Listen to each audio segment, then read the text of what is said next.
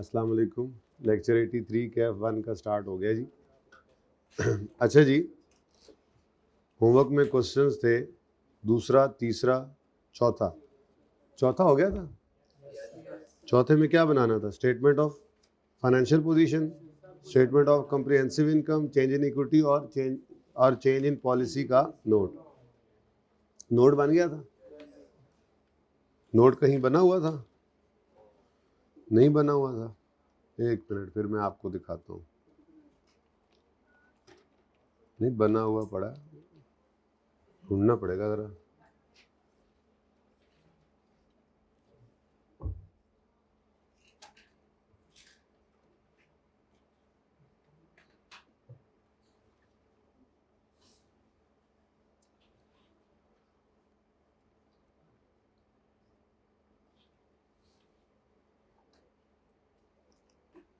ले जी, नोट को ज़रा चेक करें। आपके पास 1 मिनट है सिर्फ सोल्यूशन को चेक करने का, फिर क्विकली इसको डिस्कस करते हैं। ये था नहीं ना सोल्यूशन? ये शायद पिछली से पिछली बार बनवाया था, तो फिर वही दिखा देता तो।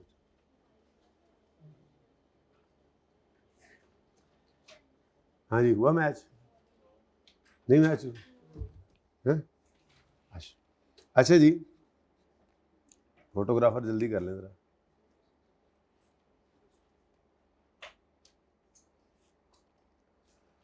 मामला क्या हुआ था जी? मामला ये हुआ था कि इस साल खड़े होकर हमने 2015 में हम खड़े, और इस साल में खड़े होकर हमने डिसाइड किया है कि वो स्पेयर पार्ट्स जिनकी लाइफ 1 साल से ज़्यादा है, हमने उसे कैपिटलाइज करना है।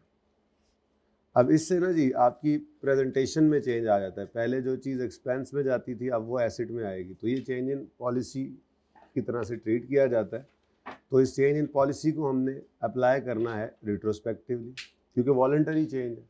ठीक है, तो लाजमी है कि इसको आप रिट्रोस्पेक्टिवली अप्लाई करें, जहाँ तक जा सकें, जहाँ तक डेटा अवेलेबल हो। हमारे सवाल में 3 साल का डेटा अवेलेबल था, और पॉलिसी चेंज का इम्पैक्ट ये दिया गया था कि वो पार्ट्स जो 2013, 2014 और 2015 में, ये वो पार्ट्स हैं जो एक्सपेंस में गए थे, लेकिन इनकी लाइफ 1 साल से ज़्यादा थी, और नई पॉलिसी के तहत अब इनको क्या करना है? कैपिटलाइज। तो फिर हमने कहा था अच्छा जी, 2013 के अंदर 55 रुपये PPE में डेबिट करके एक्सपेंस से क्रेडिट कर लें। ये मैंने न्यू पॉलिसी के अंदर कहा था कि ये करना चाहिए था। ओल्ड पॉलिसी में ये होता आ रहा है, तो अब सही करने के लिए PPE डेबिट एक्सपेंस क्रेडिट 2013 के अंदर 55 रुपये से, 2014 के अंदर 39 रुपये से, और 2015 के अंदर 44 रुपये से 44 से ये आपने पॉलिसी का चेंज लगा दिया। अब चूंकि एसेट है तो इसके साथ डेप्रिसिएशन भी जुड़ी हुई है। तो लाइफ वाले एसेट से स्ट्रेट लाइन बेसिस के ऊपर, अब पहले जो 13 वाला था उसकी डेप्शन का इम्पैक्ट आया, 13 में भी आया, 14 में भी आया, 15 में भी आया। फिर 14 वाले का 14 में आया, जाहिर है 13 में तो नहीं जाना, और 15 में आया, और 15 वाले का भी 15 में आ गया। ठीक है, तो इसको समझने में कोई मसला किसी किस्म का है तो बताएं, वरना फिर नोट डिस्कस कर लें। अच्छा, सोल्यूशन मौजूद था इनकम स्टेटमेंट का, बैलेंस शीट का, चेंज इक्विटी का, वो सही है, उनको डिस्कस करने की जरूरत तो नहीं है। रिटेन अर्निंग का क्या बताना है? स्टेटमेंट ऑफ फाइनेंशियल पोजीशन में कैसे आएगी? जो उसका क्लोजिंग बैलेंस होता है वो बैलेंस शीट के अंदर आ जाता है, सही वाला। जो आपने चेंज इक्विटी बनाई, कोई बनाई हो, हमने ये बनी हुई है, ये क्वेश्चन बैंक 1 की चेंज इक्विटी बनी हुई है। इसके अंदर आपको नजर आ रहा है 30 जून 14 का क्लोजिंग 89.5।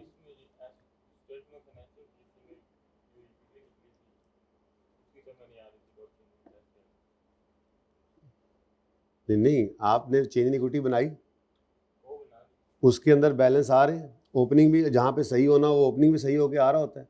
वो सही वाले बैलेंसेस आपने उठा के अपनी बैलेंस शीट में डाल देने हैं सिंपली। इसमें साइंस कोई नहीं है। क्वेश्चन नहीं समझ आया मुझे आपका।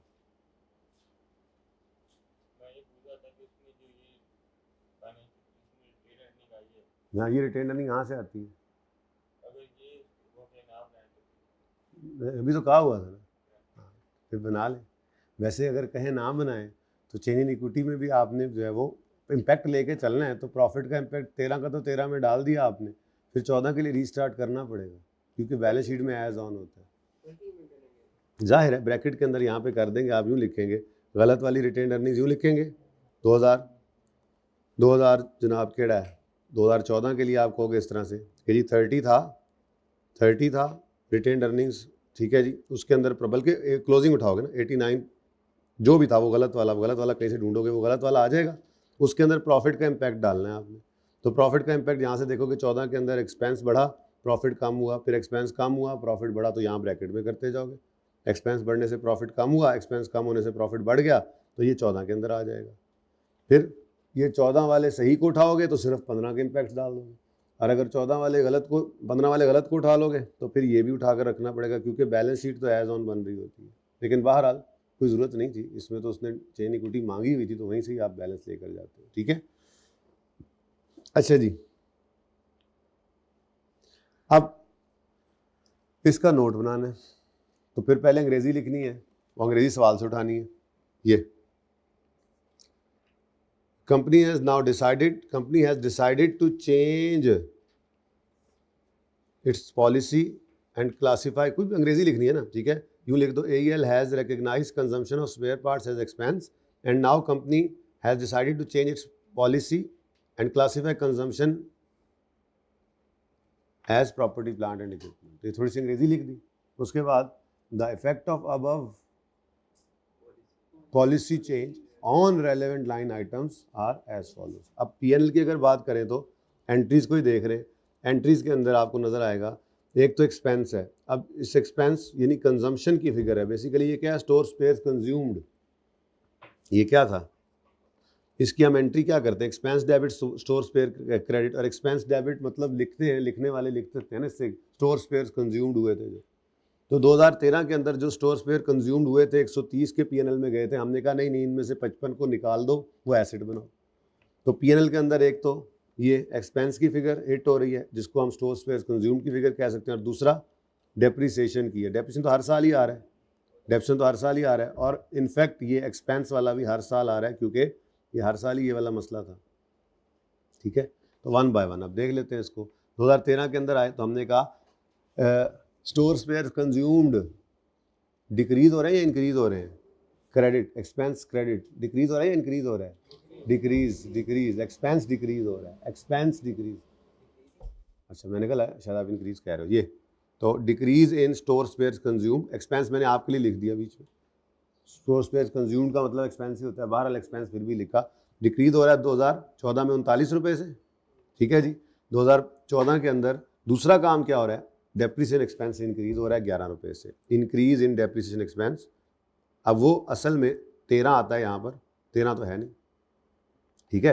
तो ये आपका 55 और 11 चूँकि P&L है तो ये आपका चेंज इक्विटी के अंदर ओपनिंग में चला जाएगा, यहाँ पे तो नहीं आया करता था क्योंकि P&L के बारे में क्या कहता है ये सेट, ये 2 साल का बनाओ, चेंज इन पॉलिसी आए 2 साल का जो है वो इनकम स्टेटमेंट बनाओ, 2 साल की बैलेंस शीट, 2 साल की चेंज इक्विटी और 3 साल की बैलेंस शीट, तो इसी को ही नोट के अंदर भी कॉपी करना होता है, ठीक है। लेकिन प्रायर ईयर एरर करेक्शन के अंदर सिर्फ ये है कि आपने इनकम स्टेटमेंट 2 साल की बनाई, चेन इक्विटी 2 साल की बनाई, बैलेंस शीट 2 साल की बनाई, लेकिन नोट में करंट ईयर सिर्फ प्रेजेंट नहीं करते, करंट ईयर की गलतियां बस चुप करके सही कर लेते। तो ये चेंज इन पॉलिसी है, इसलिए आपने इसमें 15, 14, 13 तीनों दिखाने थे। अब इनकम स्टेटमेंट तो 13 की बनती नहीं है, इसलिए इनकम स्टेटमेंट 14 और 15 की, बैलेंस शीट 13, 14, 15 की, ठीक है।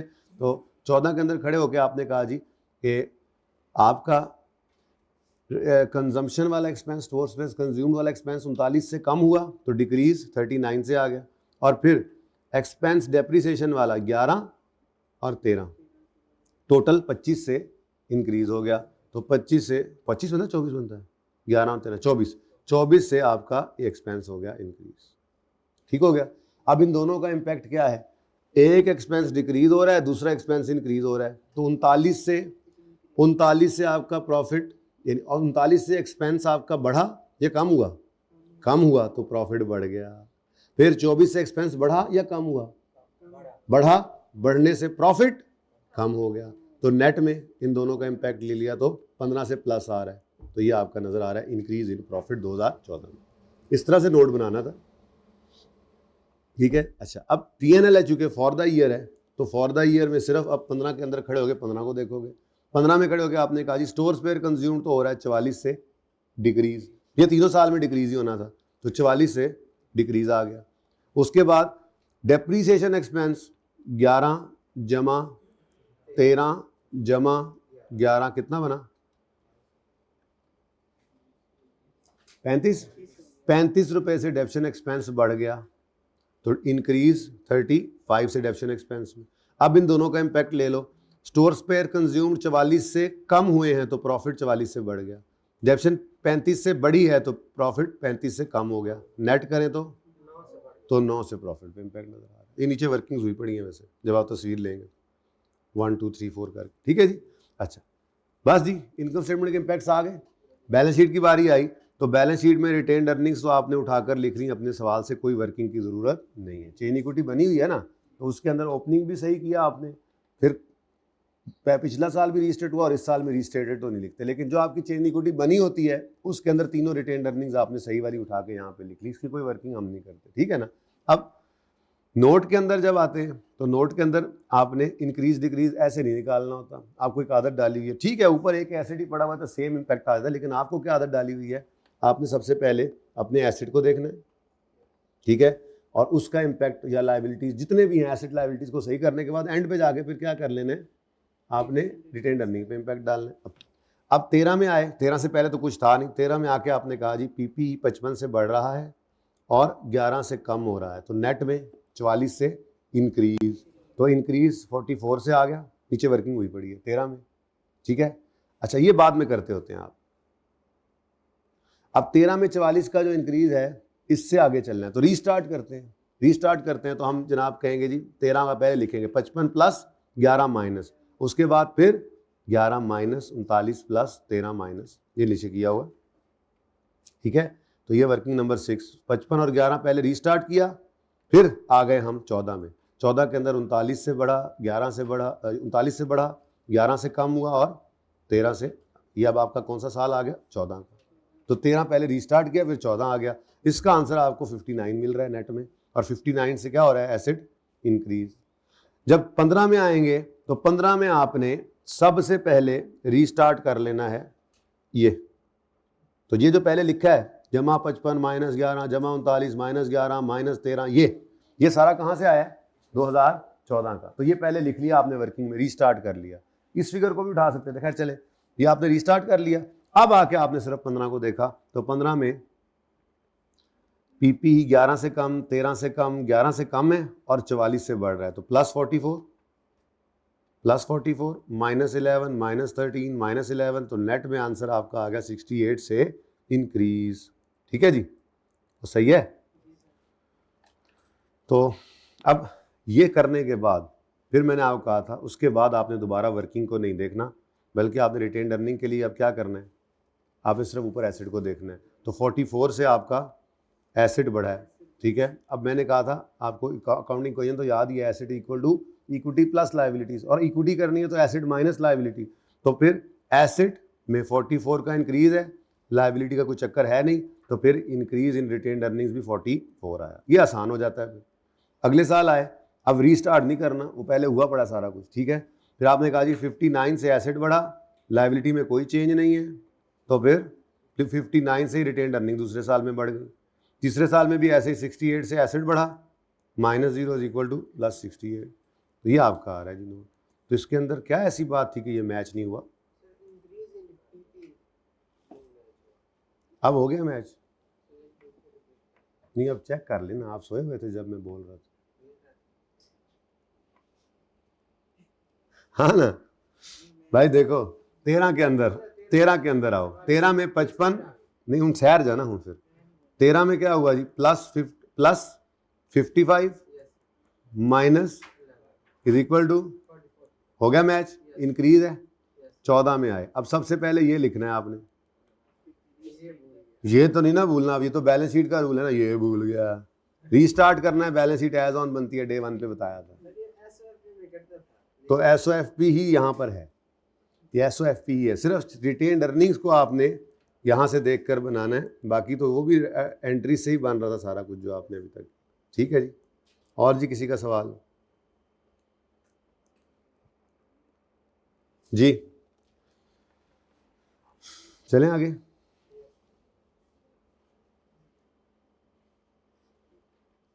ये सारी भी कॉपी करनी अगर आज तक पहुंच गए तो, एंट्री सिखाने के लिए। ले जी, इसको मैं कर रहा हूं ओके।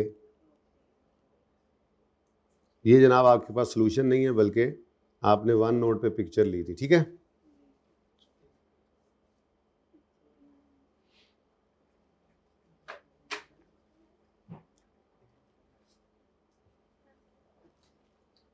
अब उलट शुरू करते हैं।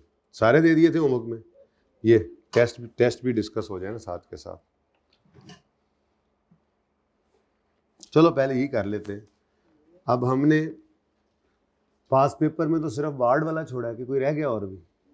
पास पेपर में देखो कोई रहता तो नहीं, ठीक है। तो जल्दी से ज़रा ये 2-3 सवाल जो रहते हैं इनको डिस्कस कर लेते हैं। सबकी एंट्रीज हो जाएंगी, ये वाली इस सवाल की भी हैं, ऐसी हर सवाल की अपनी अपनी। हाँ ओह सॉरी क्वेश्चन बैंक 2 ये हो गया था।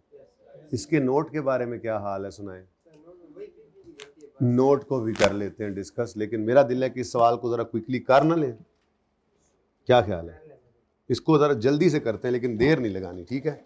वैसे तो ये सवाल कर लिया हमने एक तरह से, लेकिन नोट बनाने में इतना टाइम लगना कोई नहीं है। वर्किंग मैंने सारी कर रखी है, ठीक है, सारा डिस्कस हुआ पड़ा है। जस्ट आपने quickly statement of change in equity का रिटेन्ड अर्निंग्स का कॉलम ही बनाना है, ठीक है।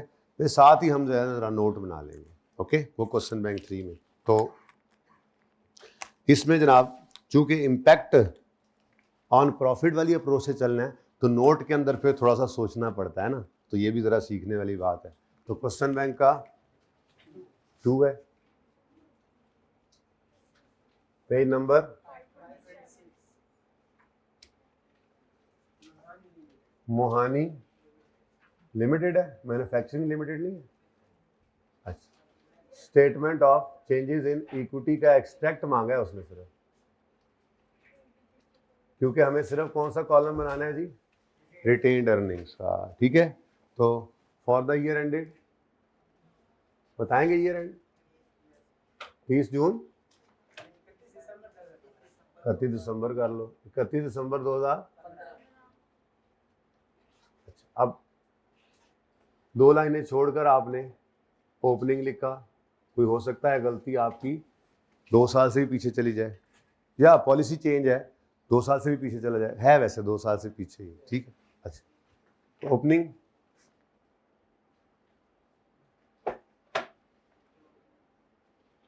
क्लोजिंग और क्लोजिंग, हाँ जी, 31 दिसंबर 2015, 31 दिसंबर 2014 और 1 जनवरी 14 लिखें, 31 दिसंबर 13 लिखें, बात तो एक ही है, ठीक है। तो इसमें हमने सिर्फ क्या करना है जी? रिटेन्ड अर्निंग्स का कॉलम बनाना है। रुपीज इन मिलियन चलना है सवाल।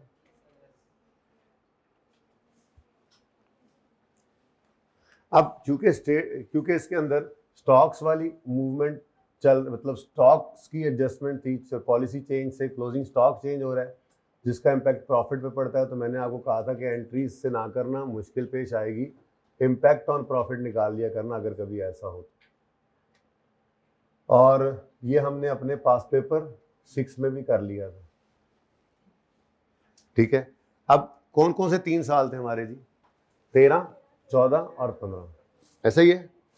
तो किस तरतीब पे लिखना है? 13, 14, 15 लिखे या पहले इधर 15, 14, 13 लिखे? चलो 13, 14, 15 एक ही बात है, बस इम्पैक्ट निकालते हुए ध्यान से चलना है, ठीक है ना। हमारी तरतीब चूंकि यही चल रही है, तो मैंने ऐसे लिख लिया है वर्किंग को, 13 की गलती को 13 में इस तरह कर लेंगे, ठीक है। फाइनेंशियल स्टेटमेंट तो बना नहीं रहा कि मैं पहले 15 लिखूँ फिर 14 फिर 13, जो तरतीब एक बनी हुई है, जो आदत बनी हुई है, 13, 14, 15 मैंने वैसे ही लिख लिया, ठीक है। अच्छा, अब यहाँ पे आते हैं जी, पॉलिसी चेंज। कहता है जी ड्यूरिंग द ईयर। अब ये सारी कहानी तो हो गई, ये भी पता लग गया था आपको कि वर्किंग 1 आपको, वर्किंग 1 मैंने पहले तो लिखी, कोई बात नहीं, वर्किंग 2 आपको बस जब जरूरत पड़ेगी तब कर लेंगे। देखो ना, सारा सवाल करने के बाद जब आपने आना है स्टेटमेंट ऑफ इक्विटी का 1 जनवरी 2000 14 का बैलेंस ढूंढना है, वो आपको मिलना नहीं है। तो फिर आपने देखना है 31 दिसंबर 14 का अवेलेबल है और 14 का प्रॉफिट अवेलेबल है, तो ये दोनों को देख के आपने वर्किंग वन बना लेनी है। और अगर वो बैलेंस हो रही है तो अच्छी बात है, डिविडेंड का जिक्र नहीं है तो डिविडेंड का जिक्र है तो डाल के बैलेंस ही निकालोगे। और अगर आपको डिविडेंड का जिक्र नहीं करता, फिर ओपनिंग देगा, क्लोजिंग देगा, जब निकालोगे बैलेंसिंग तो वो बैलेंस हो नहीं रहा होगा। तो ये हमने देखा था, मैंने मार्वलस वाले सवाल में, अच्छा सवाल था वो, ठीक है। एनीवेज अब टेस्ट के अंदर देखेंगे, बाकी फिर जो भी कुछ करना होगा आपके साथ कभी ऐसी मिसिंग चीज़ें। अच्छा अब चलते हैं, फिलहाल तो सवाल शुरू करते हैं। अभी तो मुझे उसने ये कहा कि ड्राफ्ट जो है वो 15 प्रॉफिट शो कर रहा है और मैनेजमेंट ने कहा ये एडजस्टमेंट्स करनी है कि उन्होंने सोचा है कि हम मेथड को रॉ मटेरियल का FIFO से एफको पे ले जाएं, जिसकी वजह से ये असरात पड़ने हैं। तो 13 का क्लोजिंग स्टॉक 37 और 35 क्या हो रहा है, कम हो रहा है ज़्यादा हो रहा है? कम हो रहा है। इधर आओ, स्पून से लिखो, डिक्रीज इन क्लोजिंग स्टॉक 2013। अब क्या है दो फिगर्स? 5, ठीक है जी। और जगह की जरूरत पड़ गई हमें थोड़ी सी, 14, 15 और 16, 13, 14, 15, ओके 13 मेरा, रब का, हमारा कुछ नहीं। अच्छा, आंदे ने लोग जाते ने लोग जी। अच्छा अब डिक्रीज है क्लोजिंग स्टॉक में, क्या है जी? क्लोजिंग स्टॉक में कमी हो, क्लोजिंग स्टॉक डिक्रीज हो तो प्रॉफिट भी डिक्रीज होता है, तो माइनस। अच्छा अभी बाद में, वो अगली बात बाद में, ठीक है ना। अच्छा उसके बाद अगले साल, फिलहाल सिर्फ क्लोजिंग का इम्पैक्ट सोचते हैं, ऐसे सिखाया था कल, ठीक है। अगले साल आए 14 का क्लोजिंग स्टॉक 42 से 44 पे जा रहा है, इंक्रीज। तो इंक्रीज इन क्लोजिंग स्टॉक 2014 का, अब बताना फिगर्स। 42. अच्छा बेशक आप कोई एक तरतीब रखें, जैसे आपने पहले 37 से 35 लिखा, अच्छा नहीं लगता ऐसे आप लोग, ठीक है। आप 42.3 लिखें, 42.3 माइनस, ये हमने कोई यहाँ से देख के साइन थोड़ा ही लगाने हैं, बाकी फर्क कोई नहीं पड़ता। मैंने तो कहा जरा एक जैसा हो जाएगा, जरा डेटा दूर से नजर आ रहेगा कि यहाँ से ले गए यहाँ पर, यहाँ से ले गए यहाँ पर, तो एक जैसा लग रहा है जरा, बाकी फर्क नहीं पड़ता, जैसे मर्जी करें, क्योंकि हमने तो इसको देख के साइन नहीं लगाने, हम तो देख रहे हैं इंक्रीज हो रहा है डिक्रीज हो रहा है। तो भाई क्या हुआ है, इंक्रीज। अच्छा कितने से? 2.2 से क्लोजिंग स्टॉक इंक्रीज होगा तो प्रॉफिट भी 2.2 से इंक्रीज कर देंगे। डन हो गया। तीसरा क्या है जी, 2015 में 58 से 54 पे आ रहा है, पॉइंट मैंने नहीं बोला, यहाँ लिख लेंगे, तो डिक्रीज आ गया। फिर डिक्रीज इन क्लोजिंग स्टॉक 2015 का, तो डिक्रीज आ गया, तो फिर प्रॉफिट में भी डिक्रीज, कितने से? 4 से डिक्रीज। अब ये कर लेने के बाद आपको ख्याल आया, यार हर साल का क्लोजिंग अगले को ओपनिंग भी तो बनना है? तो फिर ये जो 13 में क्लोजिंग है, ये 14 को ओपनिंग बनेगा और इम्पैक्ट उलट जाएगा। जैसे आपको कॉस्ट ऑफ सेल के डिब्बे में नजर आता है, क्लोजिंग स्टॉक माइनस हो रहा होता है, ओपनिंग स्टॉक प्लस, तो इम्पैक्ट भी डिफरेंट है, एंट्री भी उलट है, ठीक है।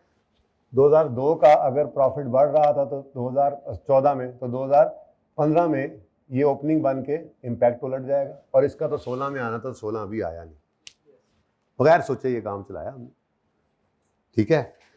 अच्छा अब ये ना किया करो, ये कहा करो कि अब इस ओपनिंग का इम्पैक्ट भी इस साल के क्लोजिंग पे पड़ेगा नहीं, फर्स्ट इन फर्स्ट आउट या आपको जो भी हो, बहरहाल सादा सी बात है, जो पहले, ये नॉर्मल है, जो पहले स्टॉक आता है वो तो पहले निकल जाता है, तो ओपनिंग स्टॉक बिक जाता है, फिर नया परचेज होता है, फिर उसमें से क्लोजिंग कहीं ना कहीं पड़ा होता है। बात समझ आ रही है? तो ये नहीं कहना आपने कि जी अब इस साल का क्लोजिंग अगले का ओपनिंग बना है तो फिर वो अगले का भी क्लोजिंग में आएगा, फिर ऐसे नहीं होता। ओपनिंग स्टॉक पैसे डालो, ठीक है, उसका इम्पैक्ट जो है वो कॉस्ट ऑफ सेल में पड़ जाता है फिर, ठीक है। अच्छा जी, तो क्योंकि ओपनिंग कॉस्ट ऑफ सेल का हिस्सा बन जाता है ना, कॉस्ट ऑफ सेल का हिस्सा बनेगा ओपनिंग, तो वो फिर एक्सपेंस का पार्ट बन जाता है, जो इम्पैक्ट होता है वो एक्सपेंस पे पड़ के प्रॉफिट पे पड़ जाता है बस ओपनिंग में, ठीक है। इसको अलग से टोटल इसलिए करने लगा हूँ कि ये पॉलिसी चेंज है, जरा आपको अलग रहे, क्योंकि नोट जो मांगा गया है सिर्फ पॉलिसी चेंज का मांगा गया ना, तो ये जनाब पॉलिसी चेंज 1.5, 3.7 प्लस 6.2 माइनस, ये हमारी एडजस्टमेंट नंबर 1 होगी। ठीक है, एडजस्टमेंट 2 में क्या है अब ये देख लेते हैं। एडजस्टमेंट 2 में कहता है इन 14, हम खड़े हैं 15 में, इन 14 कंपनी ने एक प्लांट खरीदा था for 100 million, depreciation of plant जो थी वो 25 मिलियन की रिकॉर्ड हुई instead of 10 million. The error was discovered after publication of financial statements of 14। अगर उस वक्त पता लग जाता तो सही कर लेते ना, करेक्शन ऑफ एरर पढ़ के आए हैं। अभी भी ऑनलाइन वाले बच्चे मुझे पकड़ लेते हैं, पता नहीं क्या करेक्शन ऑफ एरर से जान ही नहीं छूट रही उनकी, एडी गल कोनी जी तुसी बना ली। अच्छा खैर, अगर 14 की फाइनेंशियल स्टेटमेंट पब्लिश होने से पहले पकड़ा जाता तो हम छोड़ते इसको, पता ही बाद में लगा, डिस्कवर बाद में हुआ, तो इसलिए तो अब IAS 8 लग रहा है। 15 में खड़े हैं, 14 की फाइनेंशियल पब्लिश हो गई थी, तो एरर को मटेरियल कंसिडर किया जा रहा है, तो सही कर लो भाई। अच्छा, अब 14 में 25 रुपए की डेप्रिसिएशन रिकॉर्ड हो गई 10 की बजाय, तो इसमें तो सीधा सीधा फिगर दे दिया, कोई कैलकुलेशन ही नहीं है। ये होना चाहिए था, ये ओरिजिनल है, ऐसे ही है, और ये क्या है जी, डन बाय एमल भाई। ठीक है जी, तो ये होना चाहिए था, ओरिजिनल होना चाहिए था, 10 हो गया तो क्या है, ज़्यादा रिकॉर्ड, 15 से ज़्यादा रिकॉर्ड हो गया, तो इसको करेक्ट करेंगे तो रिड्यूस करें डेप्शन, रिड्यूस एक्सेस डेप्रिसिएशन, या कुछ भी लिख लें, रिवर्स या रिड्यूस ही कर लेते हैं, रिड्यूस एक्सेस डेप्रिसिएशन चार्ज। ठीक है जी, तो 25 माइनस 10 किया आपने, डिफरेंस आ गया। अब रिड्यूस होना है डेप्रिसिएशन ने, यानी एक्सपेंस ने कम होना है, एक्सपेंस कम होगा तो प्रॉफिट बढ़ेगा। 14 में ये गलती हुई थी, तो 15 रुपए से 14 का प्रॉफिट बढ़ गया। अच्छा, अब कहीं पे ये नहीं लिखा हुआ कि ये रिड्यूसिंग बैलेंस है, कि मैं ये अज्यूम करूँ कि फिर 15 में भी ये गलती चली होगी, तो सही है ना, तो ठीक है, उस साल की गलती है, बस उसी साल के अंदर ही सही कर देंगे। कहीं पे ये तो मुझे नहीं बताया कि रिड्यूसिंग बैलेंस है, मैं कहूँ जी अब अगले साल पे भी है, फिर एसेट को पकड़ो, बात समझ आ रही है, तो बस ठीक है। कहा हुआ स्ट्रेट लाइन यूज करते हैं ना, तो नहीं तो सारा फिर IAS 8 जब अब तक करके आए वो गड़बड़ करके आए, मतलब 15 की ड्राफ्ट भी तो बन चुका है ना, और ऊपर ये भी तो लिखा हुआ है कि ये मैटर्स कंसिडर कर रहे हैं। ठीक है ना, तो फिर इस तरह तो बाकी सारे सवाल भी गड़बड़ हो जाएंगे। हमें 15 में भी ये असम्पशन लेनी होती है कि वो हुआ पड़ा है, यानी ये कंसिडर नहीं किया गया, लेकिन ये कहीं नहीं लिखा हुआ कि ये डेप्रिसिएशन मेथड रिड्यूसिंग बैलेंस था। अगर ये होता तो मतलब इस साल की डेप्रिसिएशन में भी फर्क होता। जैसे एक सवाल किया था, उसका फर्क निकाल, अगर उस पर फर्क डालना था तो फिर वो डेटा और भी देता, तो पूरी तरतीब बताता, कॉस्ट बता ही दिया, रेट वगैरह बताता, डेट ऑफ परचेज बताता, फिर हम सही वाली डेप्रिसिएशन निकालते और गलत वाली निकालते और दूसरे साल में भी इम्पैक्ट डालते। ठीक है, लो जी, इम्पैक्ट ऑन प्रॉफिट टोटल कितना हो गया, ये अलग ऐसे ही किया मैंने, आप ना करें बेशक। 1.5 से प्रॉफिट कम होना है 13 का, 18.7 से 14 का बढ़ जाना है, और 6.2 से 15 का कम हो जाना है प्रॉफिट। ठीक है जी, तो ये दोनों एडजस्टमेंट्स अलग अलग आ गए।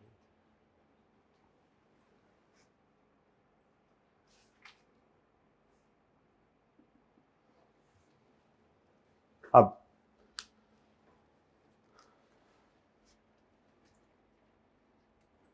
प्रॉफिट 2014 का इधर आ जाएगा, प्रॉफिट लिखा होता है ना लफ्ज, और प्रॉफिट 2000, मैं इसलिए कहता हूँ कि जो लिखा हो वही लिख दें। अब पहले गलत वाले प्रॉफिट्स उठाने पड़ेंगे, 14 का भी और 15 का भी। गलत प्रॉफिट्स उठाएंगे तो फिर सही कर लेंगे। यहाँ से देखो, आपकी मर्जी, आपके लिए सवाल आपकी शक्ल में बना दिया था, आपकी मर्जी है। तो ये 21 और 15, 21 और 15, ठीक है। और उसके बाद चूंकि 15 में भी गलती है, 14 में भी है, मतलब इम्पैक्ट है, और 13 में भी है, तो 13 वाले के लिए हमें ओपनिंग 2 बार लिखना पड़ेगा।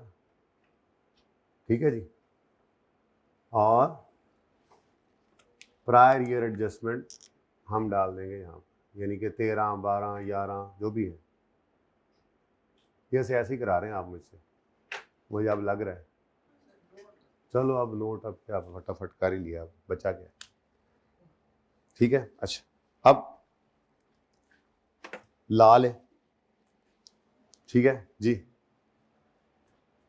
13 में प्रॉफिट 1.5 से कम हो गया, एक ही इम्पैक्ट है, तो -1.5 माइनस, अच्छा प्रॉफिट कम है, ये प्रॉफिट पे इम्पैक्ट है, ये एक्सपेंस नहीं है कि यहाँ पे सोचो ये एक्सपेंस कम हो रहा है तो प्रॉफिट बढ़ाएं।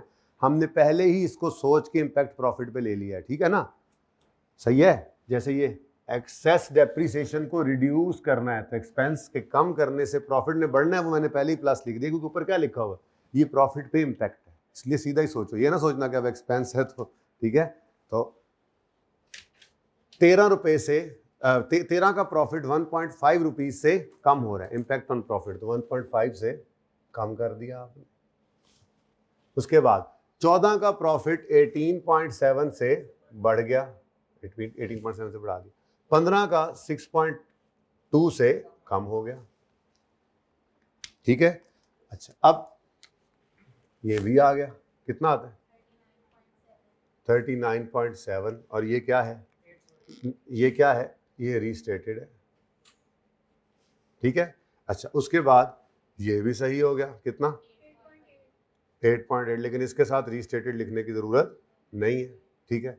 अब मेरा सवाल क्यों रुका हुआ है, मेरे पास ये फिगर नहीं है, ये फिगर आ जाए तो मैं ओपनिंग को रीस्टेट कर लूँगा, फिर रीस्टेटेड ओपनिंग के अंदर मैं ये 39 ऐड करूँगा, तो फिर मेरे पास रीस्टेटेड क्लोजिंग आ जाएगा, फिर उससे भी कहानी आगे जाके ख़त्म। तो बस एक चीज़ मिसिंग है पूरे सवाल में, वो मिल जाए तो सवाल ख़त्म।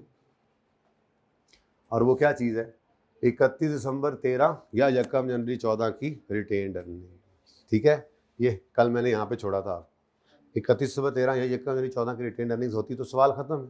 अब ये निकालने का तरीका क्या है, आपके पास क्लोजिंग 14 की पड़ी है, 14 का प्रॉफिट पड़ा है, सवाल में कहीं भी उसने डिविडेंड का जिक्र नहीं किया, तो जब जिक्र नहीं किया तो फिर नहीं है, वो खुद से तो नहीं अज्यूम कर सकते, चलो यार आज 10% अज्यूम कर लेते हैं, पेपर आज जो है वो, आज पेपर जो है ना 5 तारीख को 5% अज्यूम कर लेते हैं, ऐसा थोड़ी होता है। डिविडेंड है तो बताएगा, या फिर ओपनिंग क्लोजिंग देकर प्रॉफिट देकर आपसे चेक करवा लेगा, ये चेक जरूर कर लेना है कि वाकई वो बैलेंस हो रहा है, नहीं तो फिर डिविडेंड उसमें छुपा पड़ा होगा। तो डिविडेंड या तो बताएगा, अगर डिविडेंड छुपाएगा तो फिर ओपनिंग बताएगा।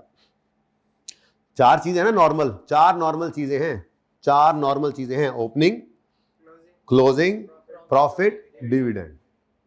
आप कहोगे सर वो ट्रांसफर टू रिटेन्ड अर्निंग्स भी तो होता है, भाई होगा तो बताएगा, ट्रांसफर टू जनरल रिजर्व भी होता है बाहर की तरफ, भाई होगा तो बताएगा, अब नॉर्मेलिटीज बताएगा। नॉर्मल चीजें यही 4 हैं, ओपनिंग, प्रॉफिट्स, डिविडेंड, क्लोजिंग। तो आप 4 में से कोई सी 3 देना लाजमी है, अगर चौथी उसने छुपानी है तो डिविडेंड बताएगा तो ओपनिंग मिस कर सकता है, और अगर ओपनिंग डिविडेंड मिस करना है ना उसने, छुपाना है उसने, तो फिर उसको ओपनिंग, प्रॉफिट और क्लोजिंग बताना पड़ेगा।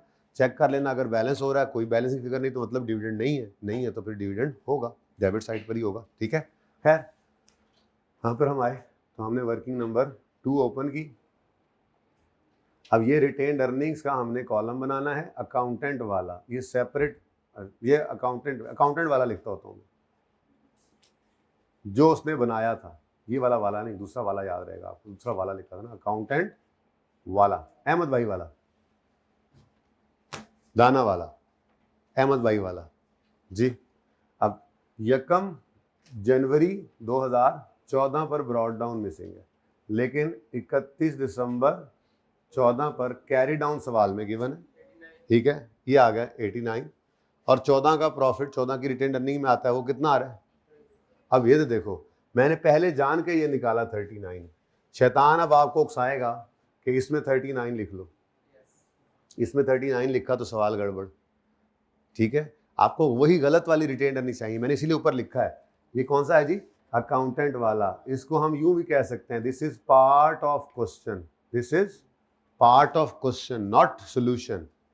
तो जो उसने बनाया था आरी का लेजर, वो मैं दोबारा बना रहा हूं ताकि मेरे पास उस वाली गलत रिटेन्ड अर्निंग्स निकले और मैं अपने रिटेन्ड अर्निंग सही वाली तो निकाल लूंगा, सारी तैयारी हुई पड़ी, इसलिए मैंने जान के आज पहले इसको निकाला है, क्योंकि अब 14 के साल में 14 का प्रॉफिट आता है, ऐसे ही है, तो प्रॉफिट ऑफ 14 यहां पर आया, तो अब कन्फ्यूजन, क्या कन्फ्यूजन, 39 वाला सही प्रॉफिट लें या 21 वाला गलत, बोलो।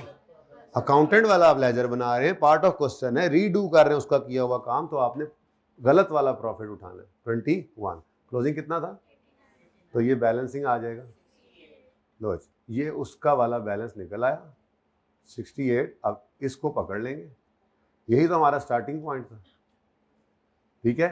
इस 68 को बस आपने यहाँ लिखा एक्सेल की शीट तो होती तो कड़ंग कड़ंग कड़ंग कड़ंग सारा कुछ हो जाता, लेकिन अभी ये 66.5 क्या है जी, रीस्टेटेड। ठीक है जी, यहाँ पर ये प्रॉफिट हुआ रीस्टेटेड, और अब क्लोजिंग कितना बना, ये भी हो गया रीस्टेटेड।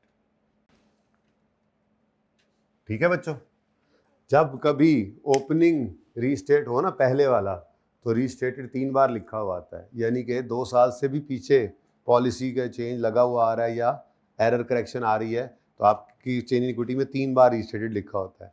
और अगर सिर्फ 2 साल का हो तो आपने देखा है, अच्छा सिर्फ इस साल की गलती हो तो वो तो आई सेट लगता ही नहीं, वो तो करंट ईयर तो पहले पढ़ के आए हैं, करेक्शन ऑफ एरर। अच्छा अब जी नोट बना लेते हैं जी, ठीक है। तो मोहानी मैन्युफैक्चरिंग इधर बनाना ले, कोशिश करके लिख लो रीस्टेटेड ना। अच्छा ठीक, अच्छा अब ऐसे ही ये वर्किंग्स बीच में घुस आई, काश के मैंने इधर की होती। खैर चलें, अब क्या हो सकता है, मोहानी मैन्युफैक्चरिंग, मोहानी लिमिटेड है, notes to the financial statements for the year ended 31 December 2015। अब जो रूल आपको बताया हुआ है IAS 8 का, इनकम स्टेटमेंट 2 साल की, चेन इक्विटी 2 साल की, IAS 8 ने कहा है, और बैलेंस शीट 3 साल की बनेगी, तो वही वाला रूल इधर भी अप्लाई होना है। जब आपने इम्पैक्ट रेलेवेंट लाइन आइटम से बताना है ना, लेकिन बस फर्क क्या याद रखना है, पॉलिसी चेंज है तो करंट ईयर भी दिखा देना, अगर एस्टीमेट ये एरर करेक्शन है प्रायर ईयर की, तो फिर balance sheet, income statement, chain equity तो सब सही करके आए हो करंट ईयर में, लेकिन नोट में लोगों को बताने की जरूरत नहीं है कि हमने इस साल में ये गलतियां की हैं, ठीक है। हाँ, दूसरों को क्या बताना, कर दिया सही यार इसको, अच्छा 23 ही किया होगा, इनको भी 23 कर दो, अब थोड़ी सी गर्मी गर्मी गर्मी गर्मी महसूस हो रही है। अच्छा जी, अब नोटों को नंबर शंबर बताओ। अब मैंने 1 लिखा है, 1 के साथ तुम्हारा 8 लिख लेता हूँ, 18 जी। चेंज इन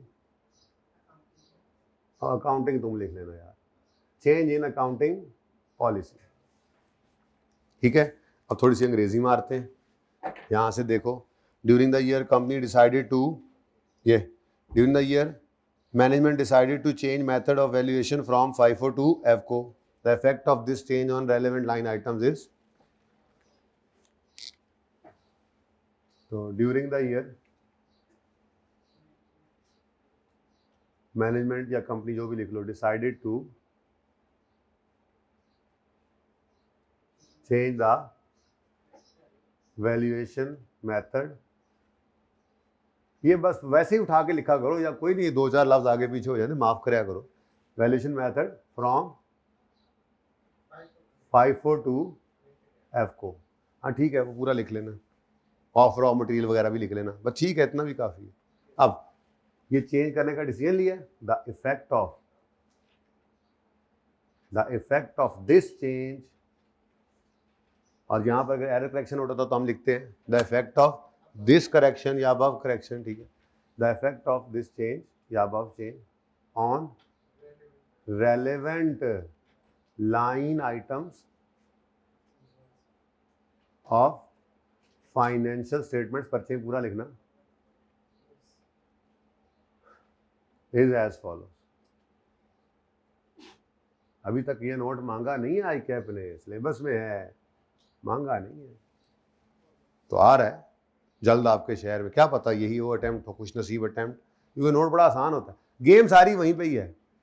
तो प्रॉफिट्स वाला मामला आ जाए तो मैंने कहा इम्पैक्ट निकाल लिया करो, वरना हम एंट्रीज करते हैं, तो एंट्रीज में बड़ी आसानी है, आपकी income statement, balance sheet, chain equity note जो भी बनवा लें, तो बड़ी आसानी है, वर्किंग ही मसला है, वो तो हर सवाल में आपको पड़ा होता है, उसी की प्रैक्टिस बाकी सवालों में अब करनी है, कहीं नोट शोट आ गया तो देख लेंगे, तो अगले 2-3 सवाल करके फिर मेरा दिल आप जनरल एंट्रीज पे जाएं। वैसे तो मेरे प्लान में आज एस्टीमेट चेंज का नोट है, लेकिन पता नहीं अब वहाँ पहुँचते हैं नहीं, आधा लेक्चर तो गुजर भी गया। अच्छा, अब items affecting statement of comprehensive income, तो यहाँ पे मैं लिख लेता हूँ जी, क्योंकि ये पॉलिसी चेंज है ना जी, तो करंट ईयर भी दिखाना है, तो 15 और 14, और बैलेंस शीट के लिए 13 की जगह मैंने छोड़ दी। ठीक है, अब आ जाओ हमारे इस पॉलिसी चेंज से किस चीज को इम्पैक्ट पड़ रहा है, क्योंकि मैंने एंट्रीज नहीं ना की, इसलिए माजरत के साथ मैं यहाँ पे आ गया हूँ। बेटा एंट्रीज में जरा बंदा उलझ ज़्यादा जाता है, कभी आपने फरमाइश की, कभी दिल किया, तो अभी तो काम चल जाना, मेरा दिल नहीं करेगा, एंट्री से करवाएं, तो सेम यही रिजल्ट एंट्री से भी निकलेगा। असल में क्लोजिंग की एंट्री आपको आती है, ओपनिंग की उसकी उलट करनी है। अब इसमें मसला ये होता है कि जो आप स्टॉक की एडजस्टमेंट है उसको आपने प्लस माइनस, यानी स्टॉक बढ़ाना है तो स्टॉक डेबिट कम करना है तो क्रेडिट करके कॉस्ट ऑफ सेल को दूसरा इम्पैक्ट डालना है, तो ओपनिंग का भी पड़ेगा, क्लोजिंग का भी पड़ेगा, बड़ा उलझ जाता है बंदा। तो उससे बेहतर इम्पैक्ट वाला काम है वो मैंने बताया, वरना एंट्री से भी मसला कोई नहीं है। लेकिन एंट्रीज हुई पड़ी होती तो नोट ऐसे बन जाना था। अब नोट बनाते हुए थोड़ा सा ध्यान करना पड़ेगा। क्या ध्यान करना पड़ेगा? मेरी इस चेंज इन पॉलिसी से, इस पॉलिसी चेंज से किस चीज में चेंज आ रहा है? क्लोजिंग स्टॉक या फिर वो अगले साल क्या बन रहा है? Opening stock. तो इस चेंज की वजह से मेरे पीएनएल के अंदर कौन सी चीज हिट हो रही? Cost of sale. तो मेरा लाइन आइटम कौन सा हिट हो रहा है? अब कॉस्ट ऑफ सेल इंक्रीज होगी या डिक्रीज होगी। ठीक है, अब आपको वो इंपैक्ट कहां से मिले? देखो बच्चों, क्लोजिंग स्टॉक के कम होने से प्रॉफिट कम हुआ, ये मैंने डायरेक्ट सोच लिया, लेकिन आपको दरमियान वाली बात बताई थी कि असल कहानी क्या है। क्लोजिंग स्टॉक चूंकि माइनस होने वाली फिगर है, तो क्लोजिंग स्टॉक का कम होना दरअसल, अब यहां पर सिर्फ क्लोजिंग स्टॉक पड़ा है। ठीक है, मैं यूं कह देता हूं स्टॉक्स, ठीक है ना, मैं यूं कह देता हूं कि स्टॉक्स का इंपैक्ट जो पड़ा है, क्लोजिंग स्टॉक क्या हुआ? कम, जिस वजह से कॉस्ट ऑफ सेल बढ़ी। कॉस्ट ऑफ सेल बढ़ी तो प्रॉफिट हुआ कम। अब मैंने प्रॉफिट तो फरमाइशी प्रोग्राम में बताना होता है, ठीक है। लाइन आइटम तो कौन सा हिट हुआ है? Cost of sale. अब इसमें मुसीबत यह है कि इंपैक्ट ऑन प्रॉफिट के अंदर प्लस माइनस आपने लिखा हुआ है प्रॉफिट का, तो भाई ये तो फिर उलट है ना, प्रॉफिट कम हो रहा है। क्यों? क्योंकि कॉस्ट ऑफ सेल बढ़ रही है। तो ये आसान है, मुश्किल नहीं है, बस ये क्यों करना पड़ा? एंट्री से आपको बचाया है। एंट्री में ना आपने उलझ जाना था बहुत ज्यादा, तो अगर एंट्री से बचाया तो नोट के अंदर अब फिर मुसीबत पड़ गई, तो कोई मुसीबत नहीं है, बड़ा सुकून है। क्लोजिंग स्टॉक का इंपैक्ट प्रॉफिट पे क्यों पड़ता है? क्योंकि closing stock cost of sale को छेड़ रहा है। तो अगर क्लोजिंग स्टॉक्स की एडजस्टमेंट से अगर प्रॉफिट कम हो रहा है, चाहे ओपनिंग स्टॉक है चाहे क्लोजिंग स्टॉक है, कौन से डिब्बे में है? जिसमें केक है, कौन से डिब्बे में है? कहीं तो मैंने बनाया था यार वो पीएनएल, काश के मेरी बात उतर ही जाए आपके दिलों में। ये देखो, चाहे ओपनिंग स्टॉक का इंपैक्ट है चाहे क्लोजिंग स्टॉक का इंपैक्ट है, पढ़ना तो किस पे है? कॉस्ट ऑफ सेल पे, जिस वजह से प्रॉफिट। अब ओपनिंग क्लोजिंग के इंपैक्ट तो सोच के हमने प्रॉफिट पे इंपैक्ट निकाला हुआ है ना। अब वहां पे बस सादा सा काम है, अगर प्रॉफिट कम हो रहा है, चाहे ओपनिंग की वजह से हुआ है चाहे क्लोजिंग की वजह से हुआ है, वो तो हमने पहले सोच लिया। अगर प्रॉफिट कम हो रहा है तो किस वजह से कम हो रहा है? कॉस्ट ऑफ सेल बढ़ी होगी। और अगर प्रॉफिट बढ़ रहा है तो किस वजह से बढ़ रहा है? कॉस्ट ऑफ सेल कम हुई होगी। तो जिंदगी आसान ही है। अच्छा, इसीलिए मैंने ये वाला स्टॉप वखरा लगाया था, क्योंकि अगर आप ये वाली फिगर उठाते तो पॉलिसी का इफेक्ट यहाँ पे है, पॉलिसी का यहाँ पे है, लेकिन इस साल के अंदर पॉलिसी के अंदर एरर करेक्शन का इम्पैक्ट भी डाला हुआ है, इसलिए मैंने एक वखरी ब्रेक लगा ली थी। तो बस थोड़ी सी एहतियात करनी है। अगर स्टॉक्स की इस तरह से एडजस्टमेंट आ जाए, जैसे पफर में आई थी, ये पहले हम मानी करते थे, ऐसे ही सिखाया जाता था, और पफर में आ गई, तो मैं बच्चों को कहा करता हूँ कि प्रॉफिट वाली एडजस्टमेंट चले जाओ, वरना ये मुश्किल है। आसान क्या है? General entry. लेकिन क्लोजिंग स्टॉक की एडजस्टमेंट आ जाए ना तो उसमें एंट्री मुश्किल है, इसलिए मैंने आपको सिर्फ क्लोजिंग स्टॉक के केस में बताया। एक सहूलत है आपके लिए, जो ना माने फिर करे एंट्रीज करके मुझे दिखा दे, समझना है तो समझा दूंगा वखरे टाइम में, मेरा तो काम चल रहा है, मेरी तो गोली फिट होगी यहाँ। ठीक है, तो क्लोजिंग स्टॉक का इंपैक्ट प्रॉफिट पे पड़ता है, वो इंपैक्ट वाले वर्किंग से करो, एंट्रीज ना करना। फिर नोट बनाते हुए थोड़ा सा ध्यान ये रखना है, लेकिन ध्यान उत्थे भी कोई नहीं, वही जिंदगी आसान होगी। क्या? ये है वो डिब्बा जिसका नाम कॉस्ट ऑफ सेल है। ओपनिंग स्टॉक बढ़ाओगे या कम करोगे, इंपैक्ट किससे पड़ेगा? और फिर प्रॉफिट। क्लोजिंग स्टॉक बढ़ाओगे या कम करोगे, इंपैक्ट किस पे पड़ेगा? और फिर प्रॉफिट पे। अब ये सब कुछ सोच के हमने क्लोजिंग स्टॉक जुगाड़ क्या लगाया? क्लोजिंग स्टॉक का इंपैक्ट देखा, अगले साल ओपनिंग उलट कर दिया, क्लोजिंग स्टॉक का इंपैक्ट देखा। अब ये सब कुछ क्या था? क्लोजिंग स्टॉक का इंपैक्ट प्रॉफिट पे, वो हमने निकाल लिया। अब ये थोड़ा सा ध्यान रखना है कि ये इंपैक्ट कॉस्ट ऑफ सेल का नहीं है, ये प्रॉफिट का है। तो इसके उलट कॉस्ट ऑफ सेल चल रही थी। ये प्रॉफिट क्यों 1.5 रुपए से कम हुआ? कॉस्ट ऑफ सेल्स बढ़ी होगी, चाहे ओपनिंग की वजह से बढ़ी एडजस्टमेंट, चाहे क्लोजिंग की एडजस्टमेंट की वजह बढ़ी। कॉस्ट ऑफ सेल क्या हुई है? तो मैंने यहां पे आकर लिखा इंक्रीज इन, सॉरी ये तो 13 है, मैं तो 14 और 15 दिखाऊंगा, ठीक है। ये देखो 3.7 से प्रॉफिट क्या हुआ है? बढ़ा है। क्यों बढ़ा होगा? एक मिनट में तरतीब से, क्यों बढ़ा होगा? स्टॉक्स की एडजस्टमेंट हुई है, तो स्टॉक्स की एडजस्टमेंट ने किस लाइन आइटम को छेड़ा होगा? इसका मतलब अगर प्रॉफिट बढ़ रहा है तो पक्की बात है कॉस्ट ऑफ सेल तो डिक्रीज इन, ये 14 में तो डिक्रीज है ना, ठीक है, decrease in cost of sales. COS लिख दूं? जज़ाकल्लाह। कितने से? 3.7 से डिक्रीज हो गया। चलो 15 में आए, 15 में 6.2 से प्रॉफिट कम हो रहा है। एडजस्टमेंट्स तो ऊपर पड़ी है, क्लोजिंग स्टॉक की या ओपनिंग स्टॉक की, तो इन्होंने किसको हिट करना होता है? कॉस्ट ऑफ सेल्स को।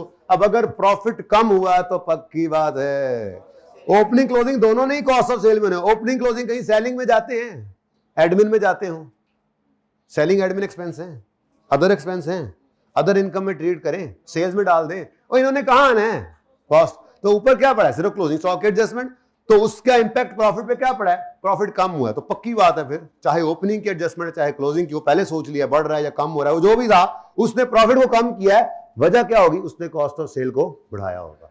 तो प्रॉफिट कम होना निशानी है अकल वालों के लिए कि कॉस्ट ऑफ सेल, चलो ये भी आ गया, शुक्र है, किसी ऐसे हो नहीं रहा था। एक ही लाइन आइटम एक साल में इंक्रीज हो रहा है, दूसरे में डिक्रीज हो रहा है, तो मैंने कहा था अगली लाइन में लिख लेना, अभी तक आया को नहीं था, आ गया, ठीक है। कितने से? 6.2 से इंक्रीज, ठीक है। अब अगला क्या है? अगला फरमाइशी प्रोग्राम है। अच्छा, फरमाइशी प्रोग्राम तो पहले से ही तैयार है आपका, देख लो, वो इंपैक्ट ही हमने किस पे लिया हुआ है। अब इसको सीधा कर लो, ठीक है।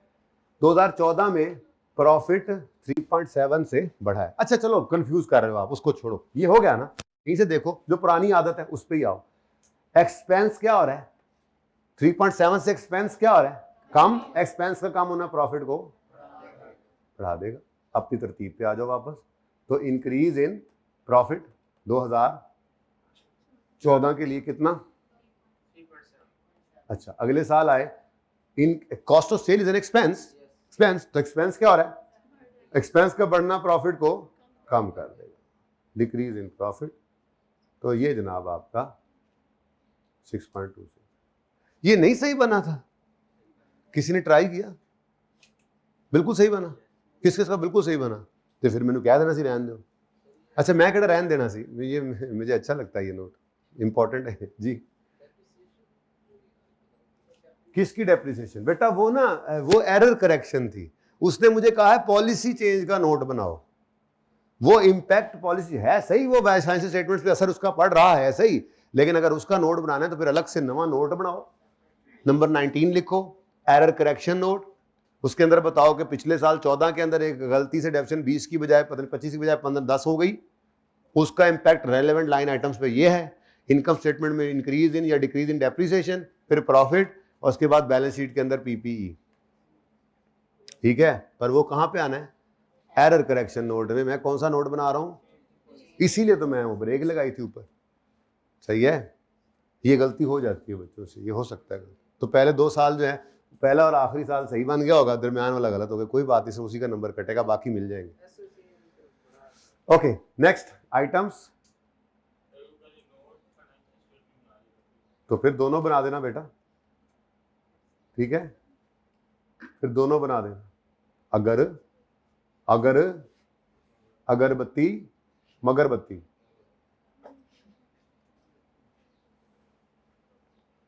तेज पत्ती, ठंडा मौसम, ओए होए होए, कोई नहीं पिला रहा, मैं चाय पिला दे मैनू, आप लब्बी कोई नहीं। अच्छा सुनो जी, अच्छा जी, अब सुने, बैलेंस शीट के अंदर थोड़ा फिर टेक्निकल मामला आ गया। वो क्या है? बैलेंस शीट में आपका क्लोजिंग स्टॉक है, ठीक है। तो ये तो बहुत आसान है, क्योंकि ये तो सवाल में ही, कितने गया सवाल मेरा? अच्छा वो नीचे था,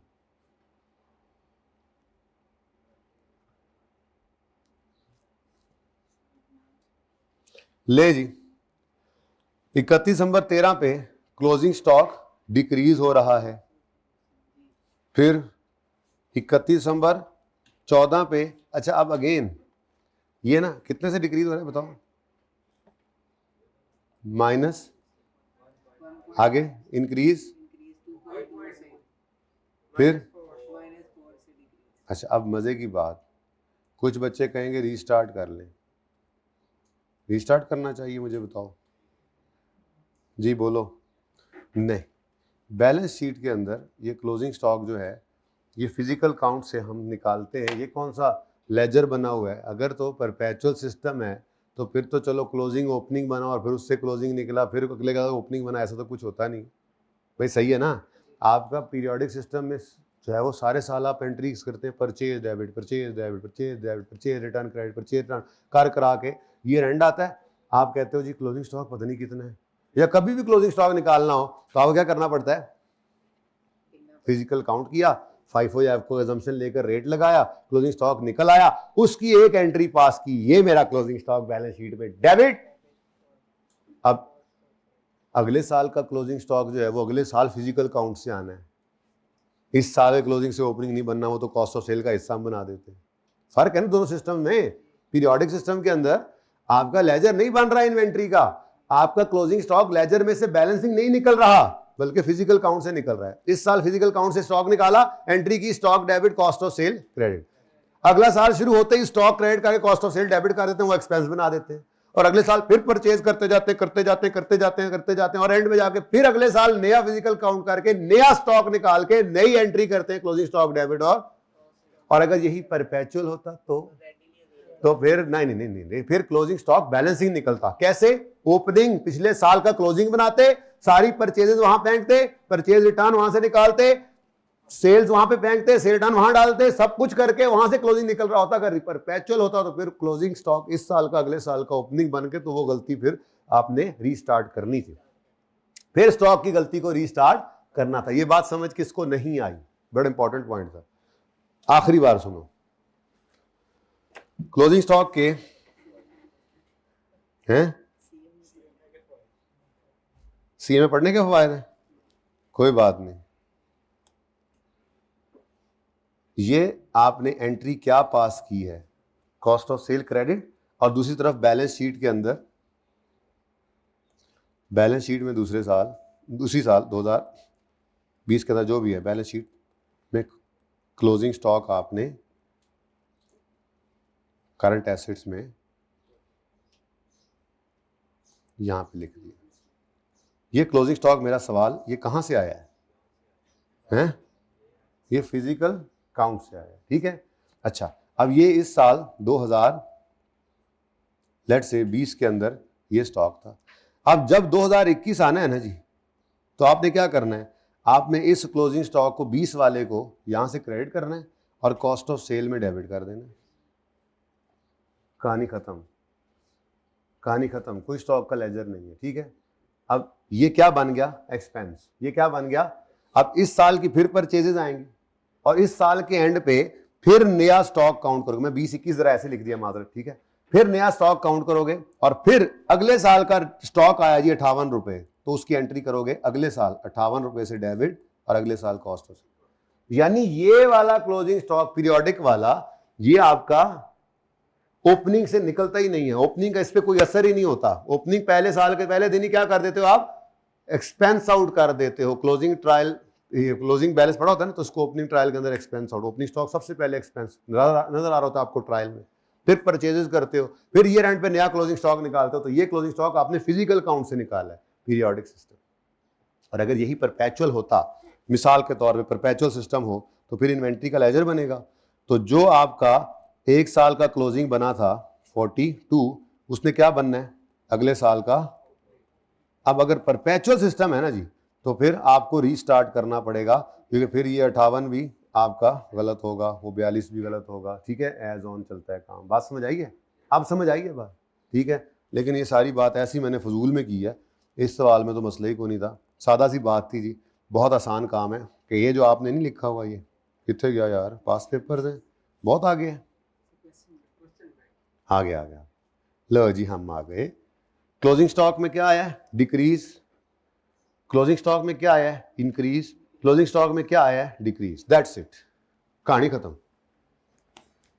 2013 में वहीं से देख लो, डिक्रीज इन क्लोजिंग स्टॉक, पूरा डिक्रीज लिख रहा हूं मैं, पहले नहीं बताया आपने। डिक्रीज इन क्लोजिंग स्टॉक कितना है जी 2013 में डिक्रीज इन क्लोजिंग स्टॉक? अच्छा, अगले साल 2014 में क्या आया है? क्लोजिंग ओपनिंग की बात ही करनी, क्लोजिंग के अंदर क्या आया जी? इंक्रीज। तो इंक्रीज इन क्लोजिंग स्टॉक कितना? 2.2 से। और तीसरे साल में फिर डिक्रीज आ गया, वो पहले लिखा हुआ ये वाला यूज कर लो, डिक्रीज इन क्लोजिंग स्टॉक 4.0। इधर कोई नहीं, इधर कोई नहीं, इधर कुछ भी नहीं आना, ठीक है। और ओपनिंग स्टॉक, क्या वो बैलेंस शीट आइटम है? सही है ना? वैसे ही अगले साल एक्सपेंस बनता है, उसका इंपैक्ट प्रॉफिट पे पड़ता है। ये कहानी होगी खत्म। अब बारी आ गई रिटेन्ड अर्निंग्स, ठीक है। तो 2013 के अंदर वो equity equal to asset minus liability कर रहा हूं मैं, ठीक है। तो एसेट में क्या आ रहा है जी? डिक्रीज -1.5, लायबिलिटीज -0, तो ये तो 1.5 ही आ गया। तो 1.5 से क्या आया है जी? Decrease in retained earnings.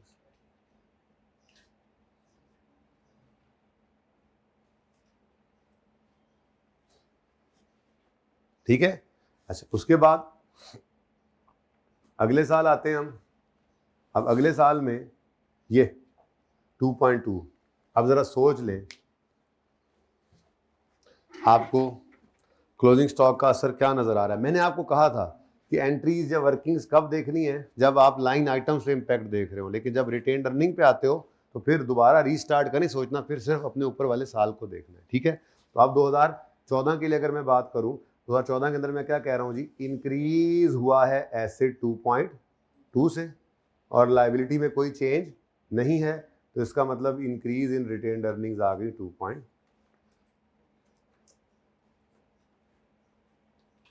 मैं सिर्फ ये नोट बनवाने आया हूं, ठीक है जी। और उसके बाद आखिरी साल में 2015 के अंदर डिक्रीज इन क्लोजिंग स्टॉक यानी एसेट, तो -4, और एसेट में कोई चेंज था नहीं, तो डिक्रीज हो गई रिटेन्ड अर्निंग। तो डिक्रीज वाला पहले से लिखा हुआ है, तो वो आपको अब रटा लग गया मुझे लगता है। अगर एक ही आइटम हो तो वही उठाकर वही इंपैक्ट लिख लेते होते हैं हम, लेकिन ऐसे ना किया करें, रिवाइज करते रहा करें। तो ये जी वो नोट था जो काबिले नोट है, तो इसको करें नोट और पार्ट 2 शुरू कर लें आप।